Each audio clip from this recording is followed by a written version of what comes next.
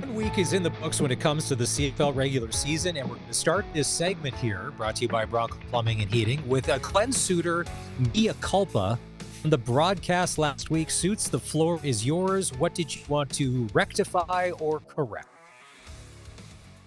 Yeah, it's Maz. We should be accountable. When things go a little sideways, and What? we expect the No. players. Yeah, well, we expect the players and the coaches to certainly, and management. So I think it's fair when a mistake is made, and it was a mistake made completely on my fault, my part. But we had shown, if you watch the TV version of the game, we had shown a graphic showing completion percentage for Trevor Harris all time, and I heard you talk about it earlier with Dave, and I thought this was a good opportunity to kind of correct what I said. We showed the graphic. Cody Fajardo was on that graphic along with Ricky Ray and Trevor Harris. Those were the top Yep. three I saw all-time that. completion percentage. So that was accurate. That was absolutely Yes. accurate. About 10 or 15 minutes later, without the graphic, I had just mentioned, because Trevor had thrown such an accurate pass, I had just mentioned again that Trevor Harris is second to Dave Dickinson in completion percentage. Well, if you remember back to 10 minutes earlier, we had shown a graphic that showed Ricky Ray and, we had Ricky Ray and Cody Fajardo with Trevor up there. And now I'm saying Dave Dickinson was part of it, not on that graphic. So if anyone put that together and said, "What is he talking about?" Yeah, that was a mistake on my fault. What I meant to say was Trevor Harris is second at quarterback rating to Dave Dickinson all time. Dave Dickinson is number one Okay. all time. Trevor Harris is number two all time at quarterback rating. And quarterback rating encompasses, touchdowns, completion percentage, incompletions, interceptions. There's a formula there that the league office and Steve Daniels has, and he puts that together. So I had that information and mentioned that Dave Dickinson is number one, Trevor Harris is number two, and I said completion percentage. But really what I meant to say was quarterback rating. So, anyways, if you were dissecting the whole thing and said that didn't make sense because there was two other guys on that board that just showed, that's why full accountability. I fumbled that one. Suits, you'd make a bad politician because you want to be accountable. That's not a thing. Speaking of Dave Dickinson, I saw an interview with him last week. This is weird. He said he doesn't like watermelon, and I get it. Not everybody likes watermelon. He goes, that's why I hate the Riders. Okay, that's fine. He doesn't like hamburgers. He won't eat hamburgers, which I find odd because that is one of the general kind of universal foods. Everybody would kind of eat a hamburger at some point, but apparently he's an anti-hamburger guy. Yeah, I do get the watermelon thing. Yeah. Like, he's what would they eat in Calgary? Like, is that a chicken wing thing or something over there, or steaks? I guess. Yeah, you'd have the big steaks and stuff like that. But yeah, the hamburger thing I don't get, because a hamburger you can create yourself.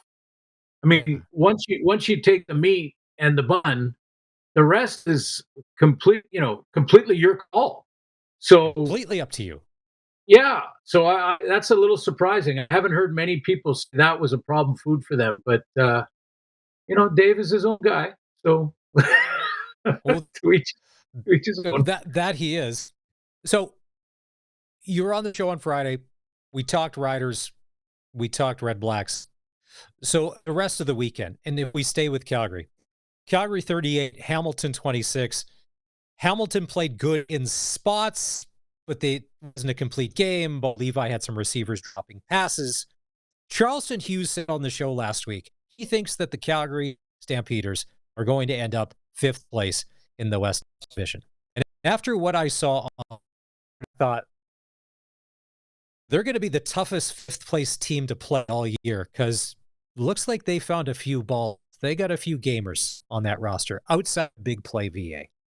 Yeah, they do, and I think one of the big differences I noticed from that game was the fact that they they were committed to the run, Maz, like not just running the ball, but Dedrick Mills was like touching the football a Running ton, hard. number one, but Hard. it seemed like it was always on first down, and that's something that they got away from.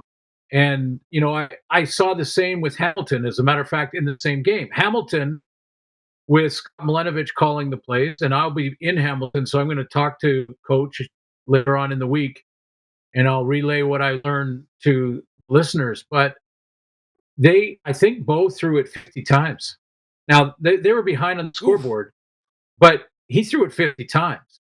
So when you're only giving your running back the ball 8 times and you're throwing it 50, you are really one-sided. You're right-handed, and that's it. It's there's nothing going the opposite way. There's nothing to hold the linebackers, and it can really become. I mean, you can put up some big yards and points, but you can also go the other way. It's kind of like hit and miss. But a run game sort of solidifies everything. It brings your linemen involved. It allows them to dominate. It allows them to fire off the football and get a little more physical, and you get your quarterback in manageable situations. So, I think with the Riders looking to prepare this week, I'm not speaking out of turn here because I haven't talked to Hamilton yet, but they have to be ready when they look at those numbers to think they're going to go back to the run, or at least more to the run. We're going to have to be more conscious of that because I can't imagine Scott Malenovich just running it 8 times again this coming week, and asking his quarterback. And I agree with you. He had a lot of drops in that game because Bo didn't look bad, but he No, had a few key drops. But 50 throws and 8 carries to your back, that's lopsided. it is. The one thing about Milanovic, and he was never shy. How he calls a game. Bo Levi Mitchell, he'll throw it up. He could throw 6 interceptions. So he'd be like, I'll throw 7 if I need to. The Riders gave up 400 yards to Ottawa. And here's the thing. Let's say that they got the drops out of the way last week, because even Kenny Lawler was dropping balls, and Kenny Lawler is not known for dropping many passes, but he dropped a few easy ones. Let's say they correct that. They're going to be pushing that Rider secondary. You've got CJ Avery out. He's on the 6-game list. Roland Milligan, practice today. We hope he plays, but that Rider defense will look a little different. Bo's got a quick release. He doesn't get sacked a ton.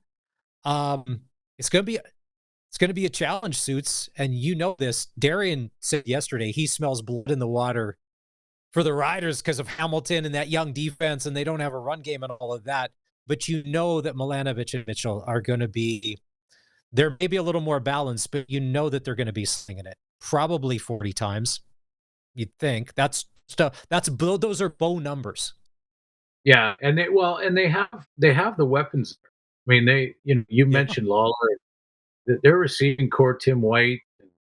It is a solid big play receiving core. So yeah, you can cut Bo loose, but again, if we're just going to say the matchup is receiver versus DB, then I would suggest that the DBs for Saskatchewan, their trump card will be a good pass rush, Yep. because remember the Ottawa game when Drew Brown got in trouble, or when Drew Brown and the offense started to stall for Ottawa, even though he threw for over 400, it was because of the pressure.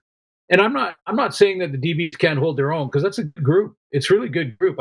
Again, we talked about at the beginning before the Ottawa game that the first 3 games of the season are going to be a challenge for the defense, for the Riders. Like they're going to be challenged because there's a lot of playmakers they face in the first 3 weeks. And this is week 2, Hamilton with the playmakers and with Bo, a veteran guy. They've got to be on their P's and Q's. They can't give up free ones, and bus coverage, and they didn't. And I also thought Devon Campbell may have started a little slow, but I thought he really played well in the second half, and sort of settled in, figuring out the angles again of the CFL field versus the NFL field. You were part of the Snoop Dogg Bowl in BC. from what we could see on TV, Snoop sounded good. I'm not the biggest Snoop fan, but from the few snippets I heard, I'm like, all right, that's pretty good. I saw him throwing balls into the crowd. From a marketing standpoint, huge win, touchdown. Give him the Amar Doman Grey Cup. He's undefeated when it comes to concerts and football. But when the game started, and this was to me the most intriguing game of the week, because you wanted to see Nathan Rourke and Buck Pearson, how they were going to work together. And I thought Buck called a beautiful game for him, moving him around the pocket, and then the legs took over. And on the flip side, they gave everything to Tre Ford in the offseason. But a lot of us who like Tre Ford know that sometimes Tre Ford likes to dip out of the pocket, play a little sandlot football, doesn't stand in at times and be a pocket passer.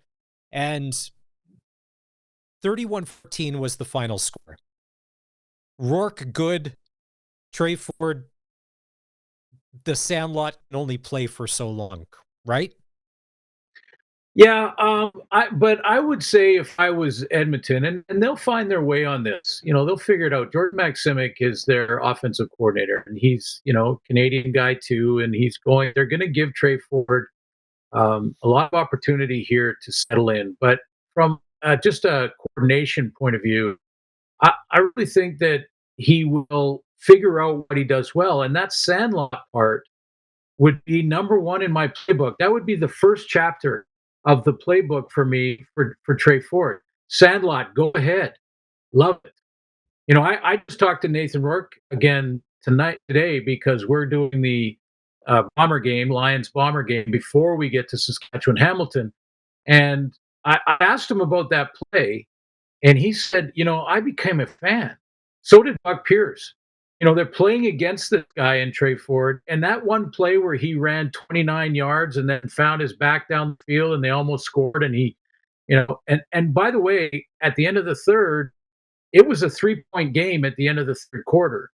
So the Lions took over offensively in the fourth with that long drive, 107-yard drive from Nathan Rourke, who looked fantastic in the game, by the way. But Yeah, but it was good. to me, Tre Ford is such a unique athlete. I don't know why we keep trying to put him in the box of pocket passer. I don't know why we do that. I mean, nobody. Well, I guess it did happen early in Damon Allen's career, but once we saw Damon Allen win championships and Grey Cup MVPs, we went, oh, maybe Damon Allen can be the Sally Rand guy. He can be the play action, roll out, run all the time. Doug Flutie was the same way. Doug Flutie never, well, I won't say never, but he very rarely just became Ricky Ray in the pocket. He never, or Trevor Harris in the pocket. He wasn't that guy. He was always retreating. He was always throwing off different angles. He was running around. I think you embrace that if you're Edmonton. Don't try to force him to become the pocket guy. You'll need it at times, yes, but the whole RPO package, run pass option package, Maz, is designed for this type of guy. Like, you ride the running back at the hole in the interior between the center and the tackle. If the defensive end pinches, you pull it. If the defensive end stays high, you give it to the back. They have fantastic backs in Edmonton. Justin Rankin and Javon Leake are great tailbacks. So if you get Tre Ford pressing the edge, play after play after play, you're going to force the defense to overload it, and then you go backside, and then you go, you roll out and go bootlegs and things like that. So, I keep hearing that, well, Tre Ford is still not a pocket passer, and I go, well, why are you trying to make him one? That's not Tre Ford. Tre Ford is a dynamic athlete like I've never seen in the league, and I'm very careful, Maz, to not compare him to Flutie or compare him to Warren Moon or any of the great quarterbacks that we've seen in our league. But I am just saying he is so genuinely unique that he needs to force an OC to completely rethink the game of offense and design a package that really works for him, and then watch him go. I mean, when Nathan Rourke is standing there going, I was on the sideline kind of going, wow, that was something else. Like, I've never seen that. I mean, that's what I I for a lot of us, I thought, well, maybe this will happen in the offseason with Max Simic. So if you talked about the Tre Ford playbook, the option one is Sandlot. That if they put in chapter 2 and if he was there, this is that we thought, okay, then he really is a threat. Because you mentioned some good ones like Flutie and Damon Allen and Ricky Ray and all of those guys. So in the fourth quarter, when the Lions were able to contain him in the pocket and he needed to throw, I think for me to go, okay, he's really added that next level to his repertoire where he does gun it in and gets the first down to be like, I can throw it, I can run it. You guys don't know what I'm going to do, but it seemed like and this is just from watching on TV, if when they were able to keep contain, it wasn't that same magic because they forced him to throw, and that's where it seemed to break down. Because, like you said, going into the fourth, it's a 3-point game, and then the Lions took over, and then the defense took over. And I don't know if it was the calls that were there all night or if they changed something up, but that's that progression. Because we had Dustin Nielsen on the show yesterday, and he talked about the Elks needed a little more running game because, like you had said, they have great running backs. They could rely on them a little more, take some of that pressure off. And the thing being is that, listen, if it's there, but when you do have to throw, you're like, okay. And it's only right, week 1. right. But I guess my point is, and by the way, I really think that Trey can throw from the pocket. I do. He's not Ricky Ray yet, but he can throw from the pocket. And but so my point is not at some point he's got to become a pocket passer because the game will demand it of him. How the game is unfolding will demand it of him. I'm not suggesting that. What I'm saying is if the offense from the very beginning in first series doesn't make him a pocket passer every series, that's where he scrambles from right now. He's in the pocket, things break down, he bails out, outruns angles, and makes big plays. But if you get him on the edge all the time, you remember Damon Allen? How many times did Damon Allen actually Yeah. throw from deep in the pocket, 7-step drop? Not very many. It was always on the roll. It was always a play action going one way, him going the other way. But that 29-yard run where he just gave up, and we're seeing it on the feed right now. I mean, I'm not sure there's many athletes that can do that. I just haven't seen it in either league. So again, yes, so he's going to have to throw from the pocket at times. I mean, let's put it this way. If a defense blitzes him with more than they can block, in other words, outmans him, like if you're blocking 6, they're sending 7. One guy's free, he's going to have to learn how to throw hot, and he's going to have to learn how to throw it from the pocket as soon as he catches the ball, get it out of his hands before the rush comes. But aside from that, everything else can be built off of the RPO looks and the ride to side that Mark Trestman used to call it, and rollouts and bootlegs. Get him on the run, always lean into his athleticism, and then watch him grow from the pocket as that happens. I just, and I'm sure they're going to figure that out. Like I'm sure they already are talking about things like that because your quarterback's also important position on the field, and you want to put him in his strength. Whatever he does well, that's what you want to have in your playbook. So, I know Jordan Maximic will get there. It's just a matter of, hey, this was game 1. It was a 3-point game, and Edmonton had pinned the Lions after that big play from Trey, and they scored on that drive.